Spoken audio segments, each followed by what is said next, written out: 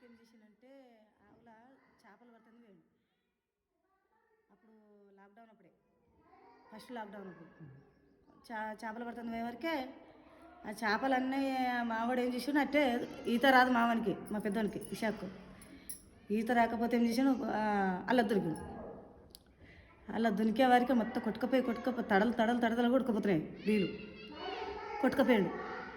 నేను ఇంటికాడ ఉండి ఫోన్ చేసే వరకు ఫోన్ కూడా ఎత్తలేరు.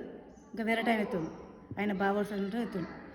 ఎత్తవరకే బావా మరి మా పిల్లాడు ఫోన్ ఎత్తాడు అని అన్న. ఓ పోరి మీ కొడుకు అలా నీళ్ళ కొట్టుకుపోతున్నాడు అని అన్నాడు. అనేవరకే నా కోడలు నేను వస్తూ ఏడ్చినాం. ఇక ఏడ్చే వరకే పోయినాం, మోకరించినాం, ప్రార్థన చేసుకున్నాం. దేవా నువ్వు బ్రతికియాలి నా కొడుకుని, ఆయన నీ కుమారుడు కాబట్టి నువ్వు బ్రతికియాలి అని అన్న. దేవిని అడిగే వరకు దేవుడు నాకు ఎంత మేలు చేసినంటే మన యాప్పులు వేసుకోమా కొమ్మ చిన్న కొమ్మ నడి మధ్యన పెట్టిండు చెట్టు. అది ఏం చెట్టు? అది మనం సర్కార్ చెట్టు, అది సర్కార్ చెట్టు అది.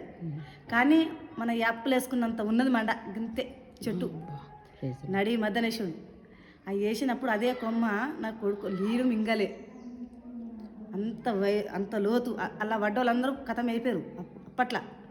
కానీ నా కొడుకు అప్పుడు అలా పడ్డప్పుడు అదే కొమ్మ పట్టుకొని నీళ్ళు తాగలే, అలా మునగలే.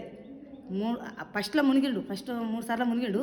అది పట్టుకున్నాక ఇక మునగలేక ఈ మొత్తం ఇదంతా ఈ దాకా వచ్చినాక అప్పుడు మా ఆయన అంత బలమున్న మనిషి, ఆయన దొరికినా కానీ ఆయనను కొట్టుకుపోయాడు.